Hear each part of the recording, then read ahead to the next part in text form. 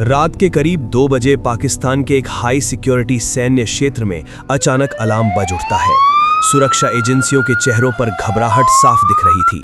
किसी ने system hack नहीं किया था, कोई आतंकी हमला भी नहीं हुआ था, लेकिन फिर भी उनके सबसे गुप्त सैन्य दस्तावेज गायब हो चुके थे। सबसे चौंकाने वाली बात यह थी कि ये काम किसी बाहरी दुश्मन ने नहीं, बल्कि उनके अपने सिस्टम के अंदर मौजूद एक शख्स ने किया था। एक ऐसा शख्स जो सालों से उनके बीच रहकर उनकी हर चाल, हर योजना और हर कमजोरी भारत तक पहुंचा रहा था। वो कोई और नहीं, बल्कि भारत का एक जासूस था। इस कहानी की शुरुआत भारत के एक साधारण परिवार से होती है। उस युवक का नाम था रविंद्र कौशिक, एक सामान्य लड़का जिसके अंदर देश के लिए कुछ करने की चाहत थी। वो कॉलेज में थिएटर करता था और उसकी अभिनय क्षमता इतनी जबरदस्त थी कि वो किसी भी किरदार में पूरी तरह ढल जाता था। यही कला उसकी जिंदगी का सबसे बड़ा मोड़ बनी। एक दिन उसकी मुलाकात भारत की खुफिया एजेंसी के अधिकारियों से हुई। उन्होंने उसकी प्रतिभा, उसकी मानसिक मजबूती और उसकी समझदारी को परखा। इसके बाद उसे देश के लिए जासूसी करने का प्रस्ताव दिया गया। ये प्रस्ताव जितना आकर्षक था, उतना ही खतरनाक भी था, क्योंकि इसमें अपनी पहचान, अपना परिवार और अपनी पूरी जिंदगी दांव पर लगानी थी। लेकिन रविंद्र ने बिना हिचकिचाए इस चुनौती को स्वीकार कर लिया। अब रविंद्र कौशिक की जिंदगी पूरी तरह बदल चुकी थी। उसे एक नई पहचान दी गई, नबी अहमद शाकिर। उसकी भाषा, उसका रहन सहन, उसका धर्म, यहाँ तक कि उसका अतीत भी बदल दिया गया। उसे कई सालों तक कड़ी ट्रेनिंग दी गई।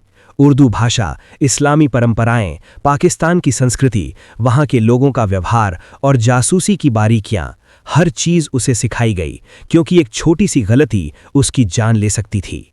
साल 1975 में वो पाकिस्तान पहुंचा। वहां जाकर उसने सिर्फ छिपकर काम नहीं किया, बल्कि उसने एक बेहद जोखिम भरा कदम उठाया। उसने पाकिस्तान की सेना में शामिल होने का फैसला किया।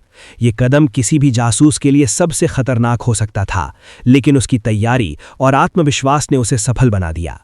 वो पाकिस्तान की सेना में भर्ती हो गया और धीरे धीरे अपनी काबिलियत के दम पर मेजर के पद तक पहुंच गया।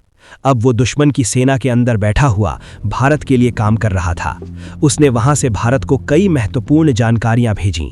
सेना की तैनाती, गुप्त मिशन, रणनीतिक योजनाएं, हर जरूरी जानकारी भारत तक पहुंचती रही। उसकी वजह से भारत को कई संभावित खतरों का पहले ही अंदाजा हो जाता था। वो वर्षों तक बिना किसी शक के पाकिस्तान में काम करता रहा। भारत सरकार ने उसकी बहादुरी और योगदान के लिए उसे ब्लैक टाइगर का नाम दिया।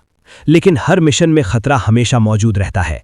साल 1983 में भारत ने एक और एजेंट को पाकिस्तान भेजा ताकि वो रविंद्र से संपर्क बना सके, लेकिन दुर्भाग्य से वो एजेंट पकड़ा गया। पूछताछ के दौरान उसने रविंद्र कौशिक की असली पहचान उजागर कर दी। इसके बाद रविंद्र को गिरफ्तार कर लिया गया। उसे पाकिस्तान की जेल में डाल दिया गया, जहां उसके साथ कई सालों तक कठोर व्यवहार किया गया। उससे भारत के बारे में जानकारी निकालने की कोशिश की गई, लेकिन उसने अपने देश के खिलाफ कुछ भी बताने से इनकार कर दिया। उसने हर तरह की यातना सह ली, लेकिन अपनी वफादारी नहीं तोड़ी। उसे उम्र कैद की सजा सुनाई गई और उसने अपने जीवन के कई साल जेल में बिताए। धीरे धीरे उसका स्वास्थ्य बिगड़ता गया। अंततः साल 2001 में पाकिस्तान की जेल में ही उसकी मृत्यु हो गई। वो अपने देश वापस कभी नहीं लौट सका। रविंद्र कौशिक की कहानी एक ऐसे इंसान की कहानी है जिसने अपने देश के लिए सब कुछ कुर्बान कर दिया। उसने अपनी पहचान खो दी, अपने परिवार से दूर हो गया और अंत में गुमनामी में अपनी जान दे दी, लेकिन उसने कभी अपने देश के साथ विश्वासघात नहीं किया।